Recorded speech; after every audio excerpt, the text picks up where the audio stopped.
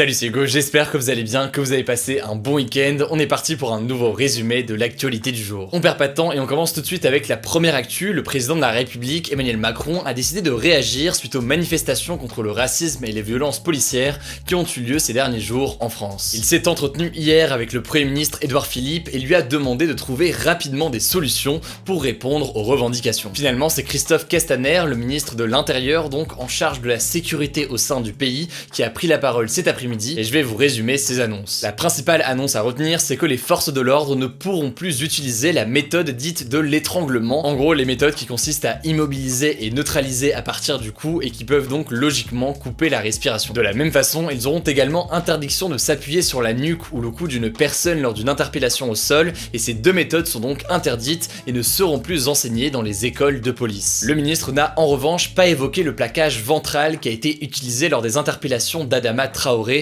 décédé en 2016, ou encore de Cédric Chouviat, décédé en janvier dernier suite à une interpellation à Paris. Selon le ministre, cette méthode n'est pas une technique enseignée aux policiers, même si dans les faits, en réalité, elle est bien pratiquée et qu'elle peut donc coûter la vie en cas de compression importante d'une personne sur le sol. Deuxième annonce, Christophe Castaner a également demandé qu'une suspension soit systématiquement envisagée pour chaque soupçon avéré d'actes ou de propos racistes. Cependant, pour beaucoup, cette mesure est restée pour le moment encore très floue puisque la suspension est simplement envisagée, donc pas forcément immédiate, et puis au-delà de ça, soupçon avéré reste encore peu clair. L'autre information liée au sujet de la police en France, elle vient du défenseur des droits Jacques Toubon, dont le rôle au sein de l'État est de veiller au respect des droits et des libertés en France. Et bien le défenseur des droits a annoncé que les réclamations contre les forces de l'ordre avaient augmenté de 29% en France en 2019 par rapport à 2018. Si on regarde d'un peu plus près ces chiffres, la majorité concerne la police nationale, 55%, et un quart concerne les forces de sécurité,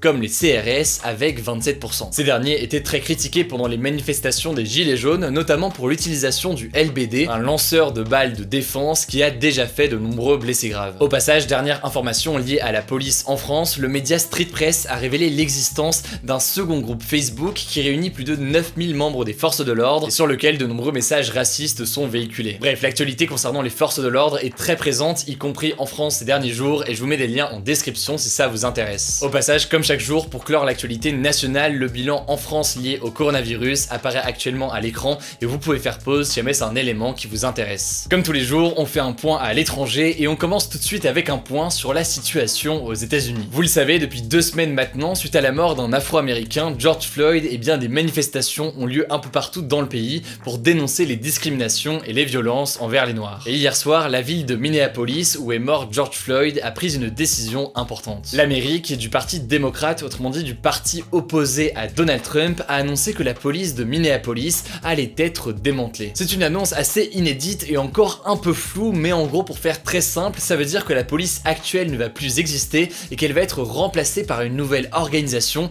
qui devrait être plus juste et limiter les violences policières, notamment contre les personnes noires. Une première action dans l'immédiat, c'est que des fonds qui sont normalement destinés au budget de la police iront cette fois-ci à des projets qui s'appuient sur la population de Minneapolis. En tout cas, ce qui est sûr, c'est qu'il y a un vrai changement qui est en train de s'opérer aux États-Unis. D'ailleurs, plusieurs élus démocrates ont décidé de présenter devant ce que l'on appelle le Congrès une loi pour réformer la police dans l'ensemble des États-Unis. Bref, il se passe beaucoup de choses et on vous tient au courant dans les jours à venir. Pour rester aux États-Unis, je voulais vous parler de Donald Trump qui est actuellement en train de perdre de nombreux soutiens à 5 mois de l'élection présidentielle. Plusieurs figures du parti républicain, autrement dit donc du parti de Donald Trump, ont annoncé qu'elles n'allaient pas voter pour lui en novembre, notamment depuis les mouvements de contestation antiracistes. Par exemple, l'ancien président des États-Unis George W. Bush, un républicain, a annoncé qu'il ne soutiendrait pas la réélection de Donald Trump. Même chose pour le sénateur Mitt Romney, qui était le candidat républicain à la présidentielle en 2012 contre Barack Obama. D'ailleurs, il a même participé à une marche vers la Maison Blanche avec le slogan Black Lives Matter. Ça, c'est quelques exemples parmi tant d'autres, mais il y a donc une véritable cassure entre certaines grandes figures du parti républicain et Donald Trump, et reste à savoir après si ça aura un impact sur l'élection qui aura lieu en novembre. Pour l'instant, la quasi-totalité des sondages aux États-Unis voit Joe Biden, le candidat du parti démocrate, l'emporter face à Donald Trump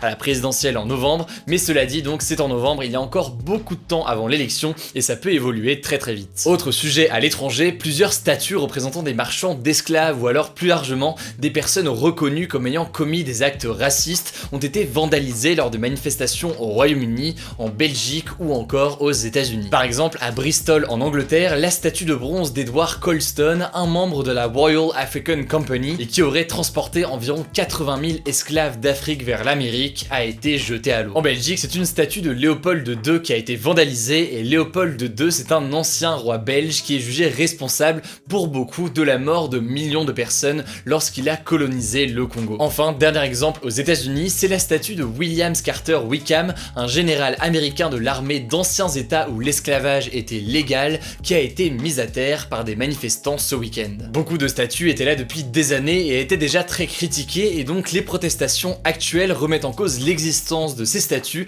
dans des pays où les discriminations envers les personnes noires notamment sont encore fréquentes. Avant de passer au débat du jour, comme chaque soir, on va parler d'une nouvelle initiative, et aujourd'hui l'initiative vient du groupe de K-pop BTS et de leurs fans. Le groupe sud-coréen a fait un don d'1 million de dollars pour le mouvement Black Lives Matter aux États-Unis et partout dans le monde, et le groupe a notamment tweeté, je cite, nous sommes contre la discrimination raciale, nous condamnons la violence. Devant ce don, de nombreux fans du groupe BTS ont voulu eux aussi se mobiliser contre le racisme, ils ont donc lancé une cagnotte en ligne, et surprise, c'est plus d'1 million de dollars qui ont été récoltés avec plus de 35 000 donateurs. Bref, le groupe a donné 1 million, les fans ont récolté 1 million aussi, et donc c'est une mobilisation assez inédite que je voulais vous partager aujourd'hui. Vendredi, je vous ai demandé si vous pensiez que Donald Trump allait être réélu en novembre, vous avez été plus de 50 000 à voter et une très grande majorité à penser que non. Le débat du jour, c'est donc le suivant, les mesures annoncées par Christophe Castaner sont-elles suffisantes selon vous pour lutter contre le racisme et la violence éventuelle au sein de la police? Comme d'habitude, vous le savez, pour participer, ça se passe à l'aide de la petite fiche qui apparaît en haut à droite, et puis vous pouvez aussi évidemment en débattre directement dans les commentaires. Écoutez, je crois que j'ai tout dit, pensez à vous abonner évidemment si jamais c'est pas encore le cas pour ne pas rater les vidéos suivantes. En description, je vous mets des liens pour en savoir plus. Prenez soin de vous et on se dit à demain pour un nouveau résumé de l'actualité du jour.